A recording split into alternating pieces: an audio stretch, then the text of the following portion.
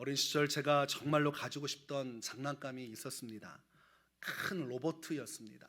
저 로봇만 가지면 정말 세상 부러울 것이 없을 것처럼 여겨졌습니다. 동네에서 그 꿈을 성취한 아이가 있었습니다. 오락실집 아들이었습니다. 길거리 지나가다 보면 길거리 중앙에서 항상 큰 장난감을 가지고 소리 치면서 놀고 있는 모습을 볼 때 참 행복하겠구나. 그리고 제 마음속에서는 큰 어떤 꿈이 생겼습니다. 나중에 남부럽지 않은 큰 장난감 가지고 나도 마음껏 놀았으면 좋겠다. 그런 꿈을 꾸면서 그렇게 유년 시절을 보냈던 것 같습니다. 우리 안에는 더 좋은 것, 그리고 더 의미 있고 가치 있는 것, 그래서 세상에서 그런 것들을 얻기 위해서 꿈을 꾸며 살아갑니다. 그런 것들을 모두 얻게 되면 얼마나 행복할까.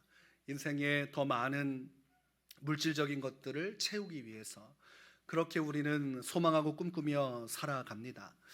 탤런트 성동일 씨에게 누군가가 어떻게 연기를 그렇게 잘할 수 있습니까? 라고 물었더니 그분이 대답한 것이 연기를 할 때마다 내가 무엇을 갖고 싶은 것을 생각한다.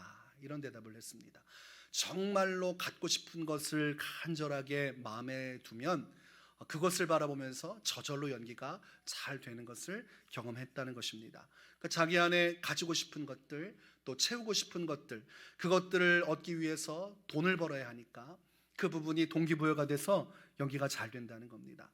자기한테는 예술의 혼이나 이런 것들에 대해서는 얘기하지 말라, 이런 이야기를 하는 것을 들은 적이 있습니다. 코로나 상황임에도 불구하고 수많은 사람들이 자신의 목표를 성취하고 원하는 것을 얻고 누리기 위해서, 더 나은 미래를 쟁취하기 위해서 열심히 살아갑니다. 고시를 준비하는 사람은 어떤 상황에서도 공부를 멈추지 않지요. 돈이 없으면 아르바이트 하면서까지 푼돈을 모아서 학원비를 구하고, 그리고 할 수 있는 한 최선을 다해서 미래의 꿈을 그리며 살아갑니다. 보이지 않지만 지금도 수많은 사람들이 그렇게 열정적으로 미래의 것을 얻기 위해서, 가지고 싶은 것을 갖기 위해서, 취하고 싶은 것을 취하기 위해 그렇게 인내하며 참아내며 살아갑니다. 좋은 날이 오겠지, 더 좋은 행복한 것을 얻게 되겠지 라는 꿈을 가지고 살아가는 것입니다. 암울했던 1970년 그 시대의 정서를 잘 반영해 줘서 굉장히 크게 히트친 노래가 있습니다. 송대관 씨가 불렀던 해뜰날이었습니다. 그 당시에 이 해뜰날 노래가 엄청나게 큰 파급 효과를 미쳤습니다. 꿈을 안고 왔단다, 내가 왔단다, 슬픔도 괴로움도 모두 비켜라, 안 되는 일 없단다, 노력하면은 쨍하고 해뜰날 돌아온단다. 뛰고 뛰는 몸이라 괴롭지만 힘겨운 나의 인생 구름 거치고 산뜻하게 맑은 날 돌아온단다. 쨍하고 해뜰날 돌아온단다. 지금은 비록 힘들고 어렵지만 열심히 노력하다 보면 인생의 구름 거치고 햇볕 비치는 날 올 거다. 그래서 열심히 일하고 열심히 노동해서 그만한 가치를 얻게 되는 날이 올 거다. 이런 노래가 그 당시에 사람들의 마음을 움직였습니다. 그때가 참 어려울 때였다고 해요. 1970년대 초 석유 파동에 어려움이 있었고, 그 당시에 인플레이션으로 인해서 연 20% 수준의 물가 상승이 있었고, 그래서 수많은 사람들이 고통받는 그곳에 이 노래 가사가 울려 퍼지면서 희망을 발견한 것이죠. 오늘날도 시대는 바뀌었지만 똑같습니다. 사람 사는 것 똑같습니다. 모두가 쨍하고 해뜰날 돌아오기를 바라면서 열심히 살아가죠. 그런데 인생에는 아름다운 모습도 있지만 슬프고 우울하고 어려운 단면들이 있습니다. 쨍하고 해뜰날이 와서 인생의 큰 성공을 이루고 원하는 바를 취하는 사람도 있지만, 그 반면에 가지고 있던 것 다 잃어버리고 사업 실패로 인해서 인생이 망가진 사람들도 있는 것입니다.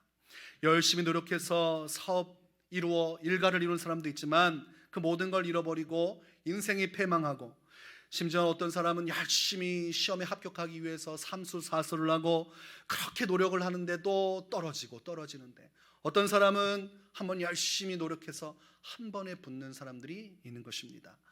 그래서 모두에게 해뜰 날이 오는 것이 아님을 우리는 삶 속에서 경험하게 되지요. 코로나 바이러스가 시작됐고 벌써 둘째 해를 맞이하고 있습니다. 지난해 한 달 정도면 끝날 거라고 그렇게 예상을 하고 큰 소리를 쳤는데, 벌써 2년 차가 진행되어지고 있고, 그리고 백신도 아직 맞을 길이 없습니다. 지금 맞고 있는 백신도 정확하게 어떻게 우리에게 도움이 된다는 확신을 주지 못하는 이 물음표입니다. 그런 우리가 어려운 시대 속에서 사람들의 삶이 많이 망가졌어요. 코로나 바이러스 곧 끝나겠지. 거리두기 하면 괜찮겠지. 거리두기 열심히 하고 났는데 책임져 주는 사람이 없어요. 명동거리에 가도 텅텅 비어있는 빈 거리를 보게 되는 것입니다. 상권이 다 죽어나가는 현실 속에서 이 자영업자들의 고통이 하늘 끝까지 사무치고 있습니다. 얼마나 마음에 허전함과 실패감이 가득하겠습니까? 열심히 살면 된다고 해서 열심히 살았고, 잘 되는 것 같아서 인생에 해 뜰 날 온 줄 알았는데, 하루아침에 뜻하지 않은 질병의 위협이 오면서 가진 것 다 날리고 빚만 남게 되는 그런 삶을 겪는 사람들이 허다한 지금입니다. 이렇게 인생의 어려운 단면이 경험되어지고, 실패는 나의 것이 아니라고 그렇게 소리쳤건만 내 인생이 주저앉을 때 사람은 본질적인 물음을 하게 되어 있습니다. 인생이라는 것이 무엇인가? 인생을 살아가는 것이 어떠한 의미가 있는가? 그 깊은 사색의 길로 들어가게 되는 것이 이 고난, 절망, 고통 속에서 이루어집니다. 그때의 올바른 대답을 스스로가 내을 수 있다면 그 사람에게는 좋은 의미 있는 시간으로 남겠지만, 그때 대답을 잘못하면 그 시간부로 인생이 끝장나는 사람들이 속출합니다. 인생이 무엇인가 허망하고 의미 없다는 결론을 내리면 그 즉시 생명을 끊기 위해서 계획을 짜고 어떻게 죽을 것인가 그 길로 가게 되어 있는 것입니다. 사람은 왜 사는가? 이런 고난 속에서 뜻하는 대로 일이 다 이루어지지 않는 현실 속에서 왜 살아야 하는가? 해 뜰 날 찾아오고 잘 되는 사람이야 기쁘고 즐거워서 춤추겠지만, 나같이 인생 막바지하고 하는 일마다 되지 않은 사람들은 왜 살아야 하는가? 라는 질문을 하게 되는 것입니다. 이런 질문을 하게 되면 어떤 사람은 그냥 태어났으니까 살지요, 죽지 못해서 살지요, 이렇게 대답할 것입니다. 어떤 사람은 먹기 위해 삽니다. 먹고 살아야죠. 입에라도 풀칠하면서 살아야 되지 않습니까? 거지같이 살아도 비난받아도 한 인생 그렇게 어떻게든 살아내야 되지 않겠습니까? 이성복 목사님께서 하신 말씀이 있습니다. 먹기 위해 살면 돼지와 다를 바 없고, 열심히 일해서 그거 얻어내려고 하면 소하고 다를 바가 없다. 사람의 인생이라는 것이 먹고 사는 문제, 잘 먹고 잘 사는 문제만 중요하다고 얘기한다면 저 들판 위에 있는 돼지하고 마구간에 있는 소하고 무엇이 다르겠는가? 본질적인 것은 똑같다는 것입니다. 이탈리아 우르바노 대학교 현관에는 그리고 그 다음에는 하고 물음표 문구가 쓰여 있습니다. 이 대학교에 다니게 된 한 가난한 법대생이 자신의 힘으로는 도저히 학비를 낼 수가 없는 겁니다. 그래서 그 당시에 유명했던 자선사업가를 찾아갑니다. 그 사람에게 도움을 요청합니다. 그랬더니 그 사람이 흔쾌히 재정적인 지원을 해줬습니다.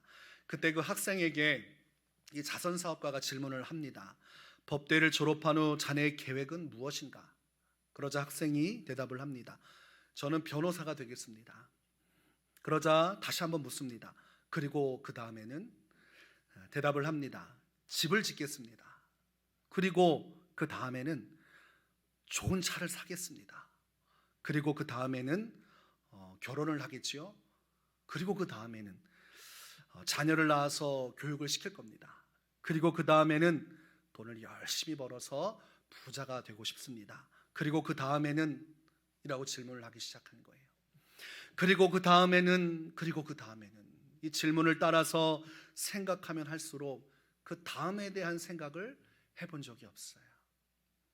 그냥 결혼하고 좋은 가정을 이루고 자녀 낳아서 행복하게 살면 되지 라고만 생각하고 주어진 현실을 따라 살았는데, 그 다음과 그 다음 그리고 그 다음을 생각해 봤더니 아무런 생각이 자기 안에 없는 겁니다. 그리고 그가 맞닥뜨린 것은 죽음이었습니다. 죽음은 그 사람의 계획 속에 없어요. 그런데 그 다음을 넘어서고 나니까 죽음이 얼마 남지 않았다는 것을 느끼게 됐습니다.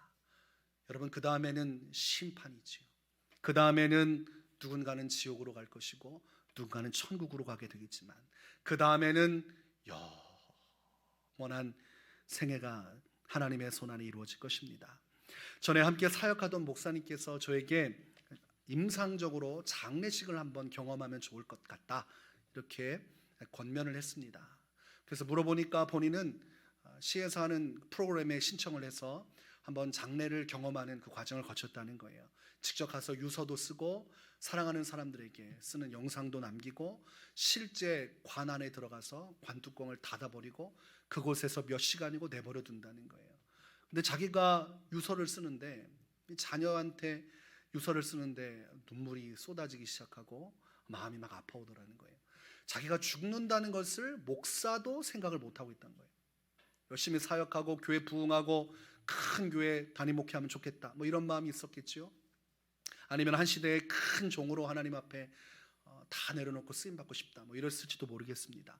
근데 죽는다는 생각 해본 적 없다가 유서를 쓰니까 죽음이 눈앞에 보이는 거예요. 그리고 실제적으로 가족들에게 편지를 쓰는데 마음이 무너져 내리는 겁니다. 사랑하는 자녀에게, 남겨진 아내에게 자신의 유서를 썼어요. 그리고 어둑어둑한 관 속에 정말 누워서 문을 닫아벌고 앞에서는 실제로 장례식이 진행이 되는 거예요. 찬송 부르면서 고 누구누구는 하면서 사람들이 자기를 아쉬워하면서 그렇게 찬양하고 예배하고 끝나고 돌아가는 겁니다. 그것을 임상적으로 체험했는데 그때 관 속에서 하염없이 울었다고 합니다. 눈물이 쏟아지고 나는 지금 무엇을 위해 살고 있는가? 나는 어디에 내 모든 것을 쏟아내고 있는가? 자신의 인생 전체를 다시 한 번 더 돌아볼 수 있는 시간이었다, 이렇게 말하는 것을 들었습니다. 예수님은 누차 우리에게 진리의 말씀을 항상 깨달으라고 말씀하셨어요. 들을 귀 있는 자는 들으라. 듣는 사람이 많지 않습니다. 예수님 당시에도 잘 나가는 사람, 권세를 가진 사람, 그리고 정말 하나님 믿는다는 사람 많았지만 예수님이 하시는 말씀을 귀담아 듣는 사람은 많지 않았습니다. 오늘날도 저마다 하고 싶은 일 하면서 각자의 인생 살아가는 것이지만 예수님이 하신 말씀을 아무리 전해도 듣는 사람이 없습니다.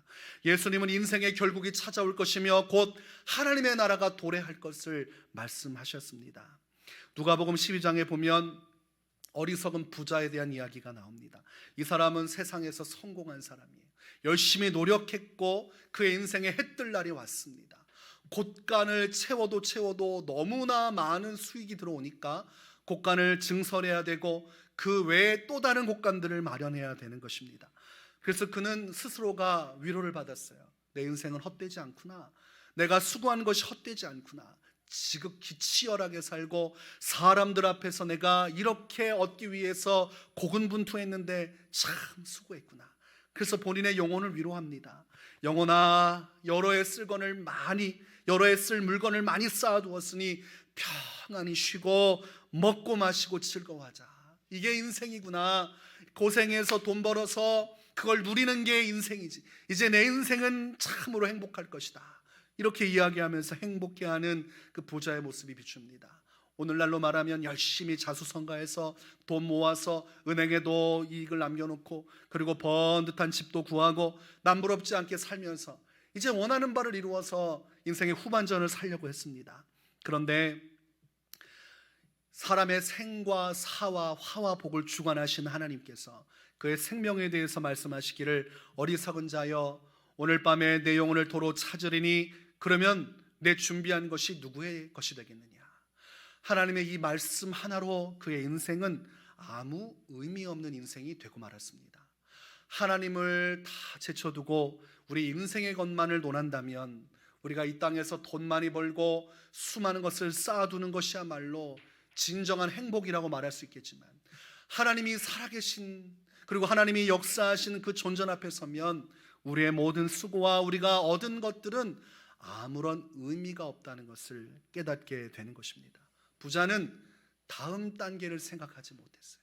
그 다음 내가 돈을 다 모아서 큰 재물을 얻고 이제 곳간을 새로 지은 그 다음에 대한 것을 생각하지 못했을 때 하나님이 그 다음은 죽음이라고 선언하심으로 그의 인생은 그렇게 실패자처럼 끝나고 마는 것입니다. 오늘 본문에서 사도 바울은 사랑하는 자신의 영적인 아들 디모데에게 아주 중요한 말씀을 전해주는 것입니다. 자족하라, 이런 말을 주고 있어요.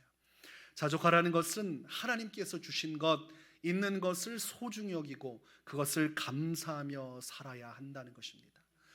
남들이 볼 때 적은 것이고 내가 볼 때 만족스럽지 않은 환경이지만 주께서 그것을 허락하셨다면 그것을 기쁨으로 받아들일 수 있어야 한다는 것입니다.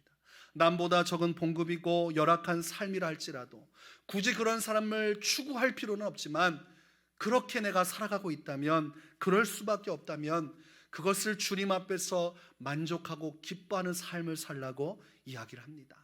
왜 이 이야기를 합니까? 그렇지 않고는, 그런 중심을 가지지 않고는 사람은 세상의 물질을 따라 살아갈 수밖에 없기 때문입니다. 물질의 노예가 되어서 물질의 마음이 빼앗겨 끌려가게 되어 있기 때문에 자족의 신앙생활을 촉구한 것입니다. 사람은 돈을 사랑하게 되면 그 돈에 의해서 흔들리고 돈에 의해서 살아가게 돼 있어요. 사도 바울은 돈에 대해서 이렇게 말합니다. 10절에 돈을 사랑함이 일만 악의 뿌리가 된다. 여러분, 일만 악이라는 것을 어떻게 표현할 수 있습니까? 단 하나의 악도 큰 것인데 일만 개의 악, 그 수많은 여러 종류의 죄악들이 있다면 그 죄악의 깊은 곳, 그곳에 뿌리를 찾아갔더니 이 돈을 사랑하는 마음이 있더라는 것입니다. 성도가 돈을 사랑하게 되면 그 돈을 타고 나가서 수많은 죄악으로 변질되어 나타나게 된다고 말씀을 합니다. 그러니까 돈을 사랑하면 결국은 그 결과가 어떻게 될 것이냐, 우리에게 그것을 경고하는 것입니다. 미혹을 받아 파멸과 멸망에 이르는 길에 결국은 처하게 된다. 이것이 성경에 말씀하는 돈에 대한 관점이요, 우리의 신앙의 중심이 어찌해야 되는지를 알려주는 아주 중요한 열쇠와 같습니다. 그럼에도 불구하고 사람들은 이 이야기를 부정하려고 합니다.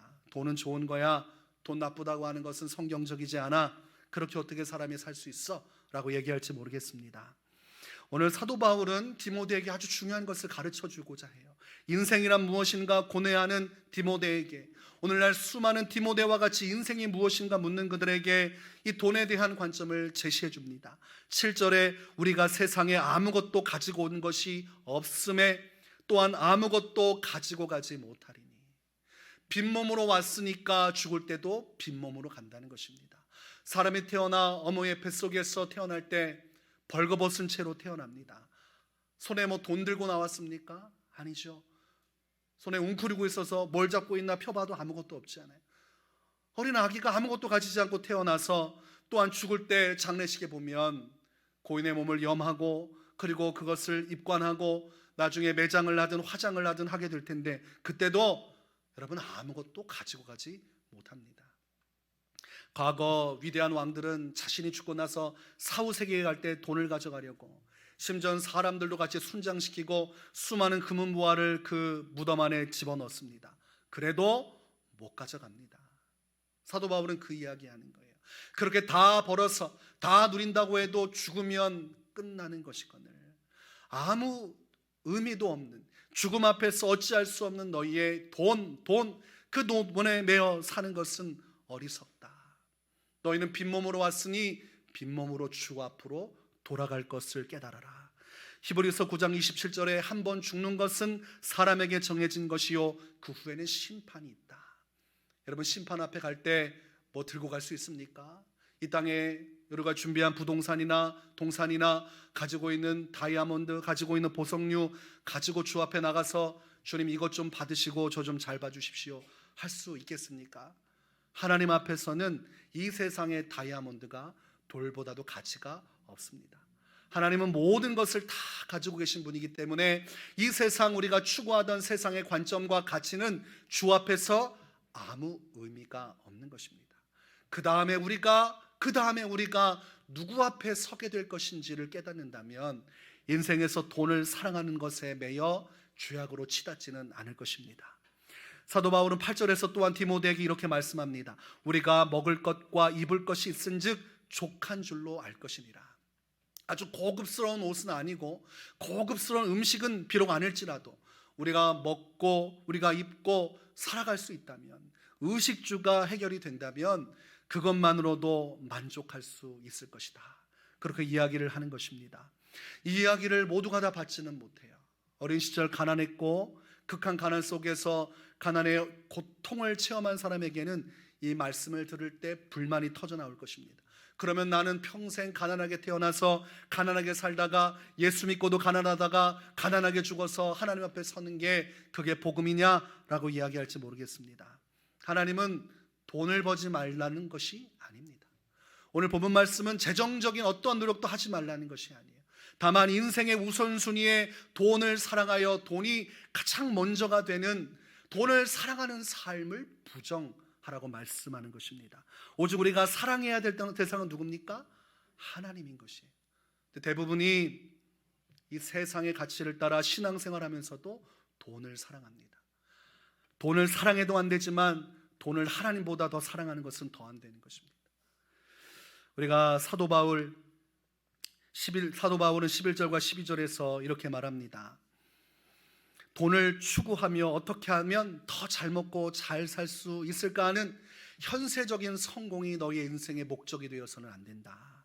너희는 오직 의와 경건과 믿음과 사랑과 인내와 온유, 하나님을 섬기며 하나님을 따르며 하나님을 따르기 때문에 우리가 마땅히 중요하게 여겨야 할 영적인 본질들을 가장 소중하게 여기고 너가 이 세상에서 믿음의 선한 싸움을 싸워야 한다, 이렇게 말씀을 하고 있는 것입니다.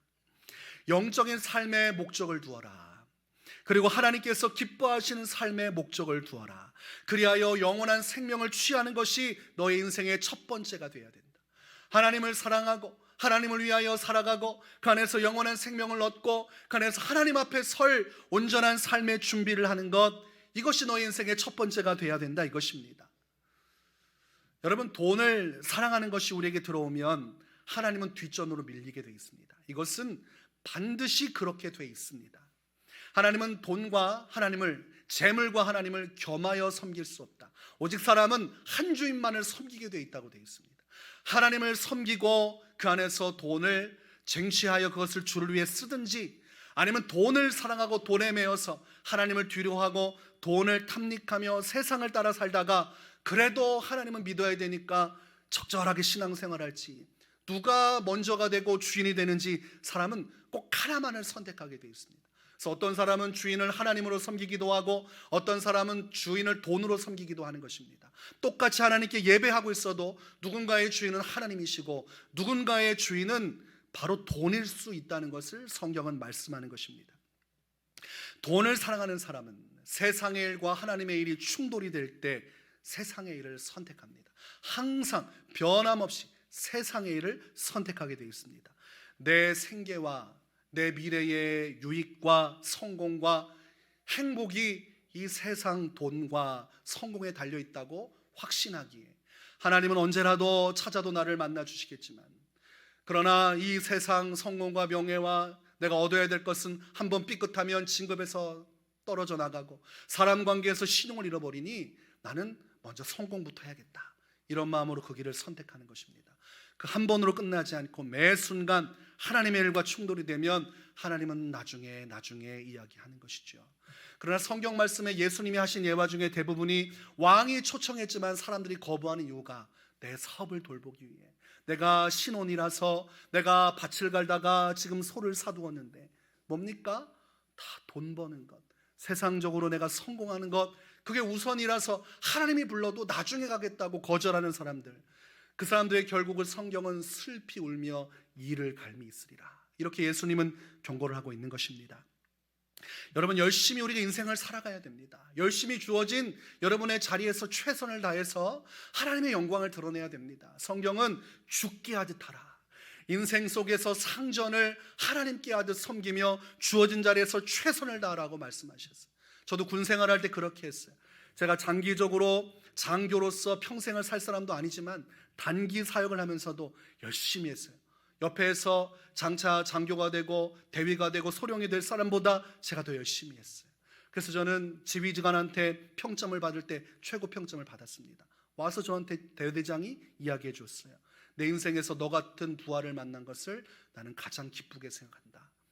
그럼 군대에서 지휘관한테 그런 말 듣기가 쉽지 않습니다. 욕먹고 그리고 고통받으면 그걸로 다행이지, 그런 말 듣기가 어려워요. 열심히 했어요. 눈 맞아가면서 비 맞아가면서 그렇게 무슨 장기로 시험이 있어도 그 공부해서 사단에서 1등, 2등 하려고 그렇게 노력했습니다. 그런다고 해서 제가 목회자가 하는 길하고 무슨 상관이 있습니까? 하나님 앞에서 그렇게 하는 거예요. 열심히 사는 것은 맞고 그렇게 해서 세상의 빛과 소금이 되는 것도 맞습니다. 그러나 그렇게 해서 돈을 벌어 내가 성공해서 이 땅에서 떵떵거리며 누리는 것이 우리 인생의 첫 번째 목표라면 그것은 잘못된 것입니다. 주님은 마태복음 6장 33절에 그런즉 너희는 먼저 그의 나라와 그의 의를 구하라. 그리하면 이 모든 것을 너에게 더하시리라. 너희가 세상을 살아가면서 돈을 버는 이유도, 사람들과 신용관계를 유지하고 좋은 이미지와 인품을 가지고 살아가는 이유도, 세상의 빛과 소금이 되는 이유도 먼저 그의 나라와 그의 의를 구하여 하나님을 영화롭게 하는 것이어야 하고, 우리가 돈을 버는 것도 주님을 영화롭게 하기 위한 한 부분에 속하는 것이지, 돈이 우리 인생의 큰 기쁨이 되고 나의 인생의 목적이 되고 내가 살아가는 이유가 된다면, 그것 때문에 하나님의 일을 뒤로하고 주님과의 영적인 만남과 사명을 뒤로한다면 그것은 이미 돈을 사랑하는 것입니다. 사람들이 인정하지 않으려고 그래요. 저는 돈을 사랑하는 게 아닙니다, 목사님. 사랑하는 겁니다. 하나님의 일을 내팽개치고 세상 일 먼저 하면 사랑하는 겁니다. 사랑하는 거예요.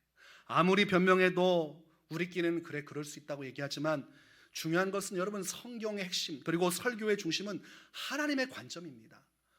제가 어떻게 생각하는지는 전혀 중요하지 않습니다. 하나님이 어떻게 생각하는가가 중요한 것이에요. 오늘 사도 바울은 디모데에게 그 관점을 전해주는 것입니다. 세상 사람들, 특히 디모데야, 너에게는 꿈이 있고 비전도 있고 이 세상에서 너도 성공하고 싶은 마음이 있겠지만 네가 나의 제자고 영적인 아들이라면 정말 소중한 것은 돈을 버는 것이 아니란다. 내가 믿음의 선한 싸움을 싸워 하나님을 사랑하고 그분 안에서 영혼을 사랑하고 믿음의 인내를 이루며 하나님 나라 안에서 영생을 취하고 주의 나라와 영광을 위해 살 수 있다면 그것이 정말 참다운 인생이다. 그리고 네가 겪고 있는 삶 속에 지금 물질적으로 어렵겠지만 자족하는 삶을 살면 괜찮다. 어떤 것이든 감사로 받으면 괜찮은 것이다. 감사하고 그 감사를 통해서 너는 경건의 삶으로 나가라. 여러분, 감사하고 만족하면 살아갈 수 있어요. 그리고 여러분, 부족하면 주님은 채워주십니다. 먼저 그의 나라와 의를 구하면 이 모든 것을 더해 주신다는 것이 여러분, 의식주와 관련된 것입니다. 무엇을 먹을지 무엇을 입을지 너희는 걱정하지 마라. 하늘에 있는 새도 주께서 먹이시고 들에 있는 백합화도 하나님께서 입히시거늘 너희가 하나님의 자녀라면 주님이 다 책임져 주시지 않겠느냐. 우리의 먹고 사는 문제는 주님의 손에 있고 언제든지 부족하면 기도하면 주님은 채워주실 수 있습니다. 그 믿음을 가지고 만족하고 자족하는 선택이야말로 내 영혼을 지키는 길입니다. 돈을 사랑하여서 영혼이 흔들리고 파멸과 멸망의 길로 끌려가고 죄악에 미혹되는 삶을 살기보다 부족해도 감사하고 기뻐하며 살면 내게도 기쁨이 되고 그 기쁨 속에 어디로 가게 되어 있습니까? 경건의 삶으로 나가게 되어 있는 거예요.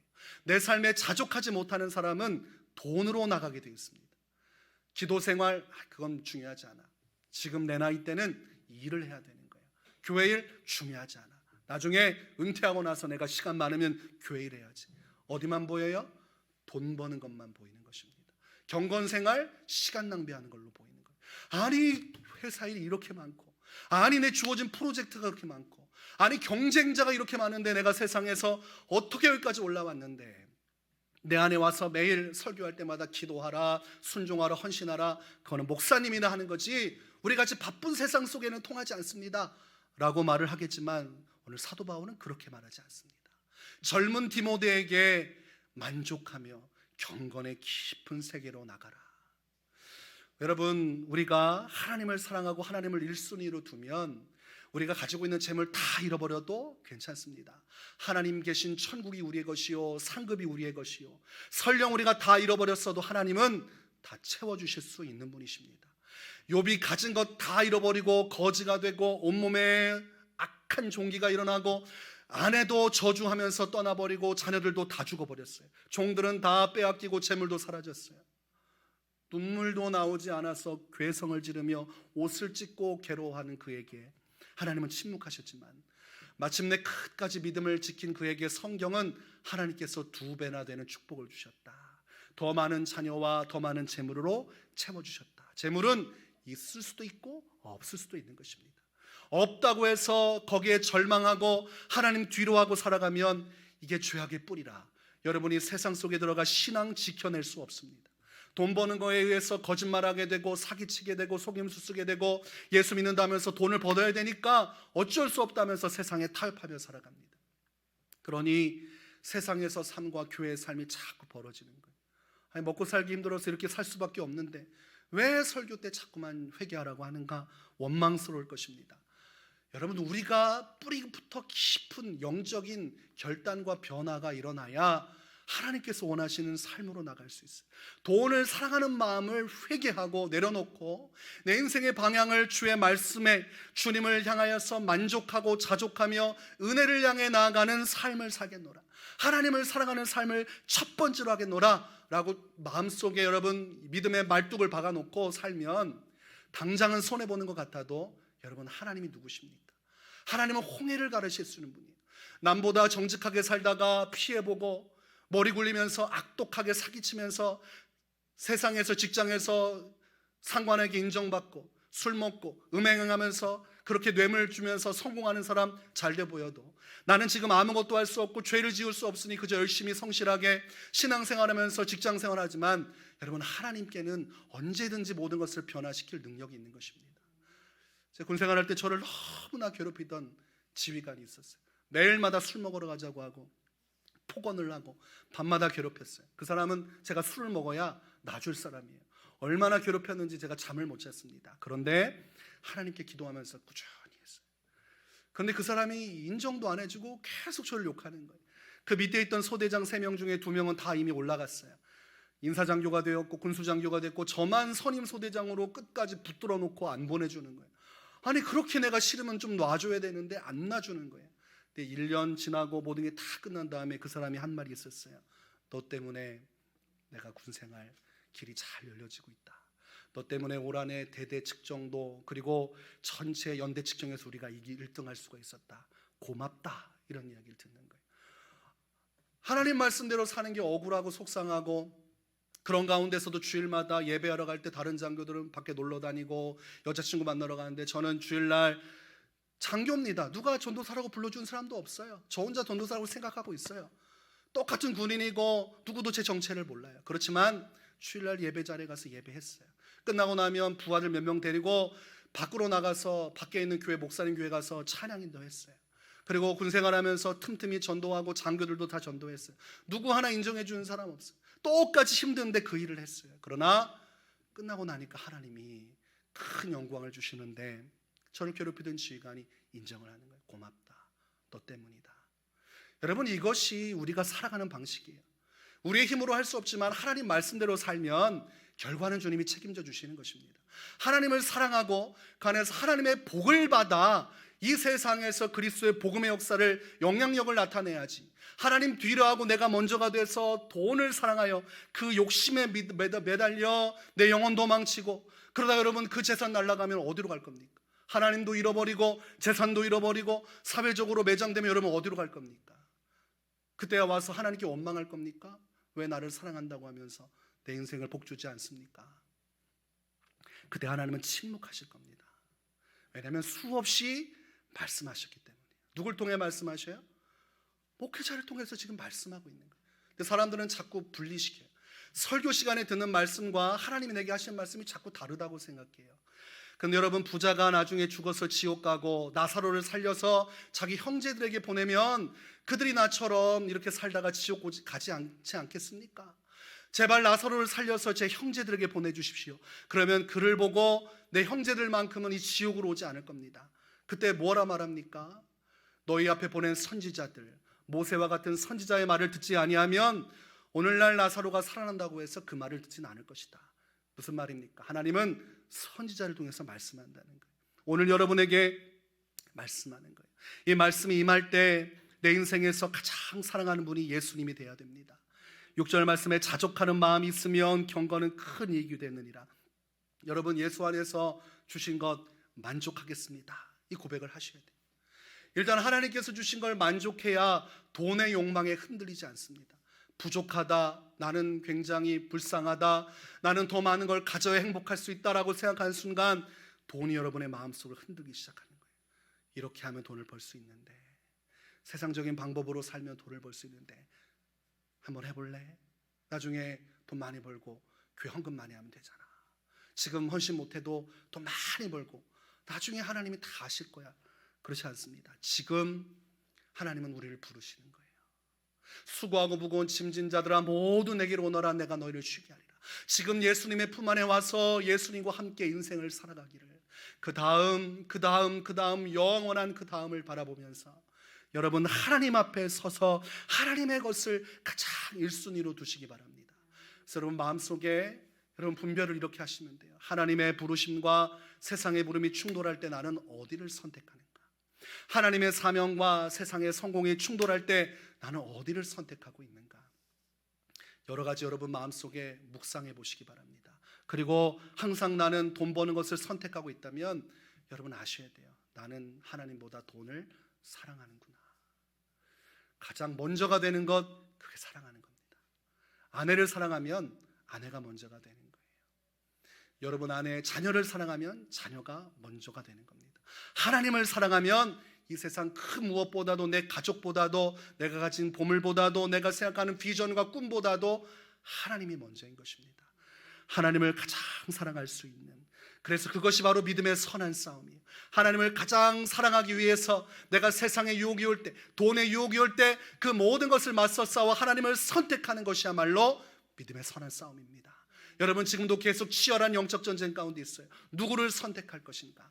디모데에게 전한 자족의 마음, 그리고 주의 영광을 바라보는 1순위적 신앙, 여러분 이 결단을 통해서 항상 주님을 선택하기를, 믿음의 선한 싸움에서 승리하는 신앙인이 되시기를 주의 이름으로 축원합니다.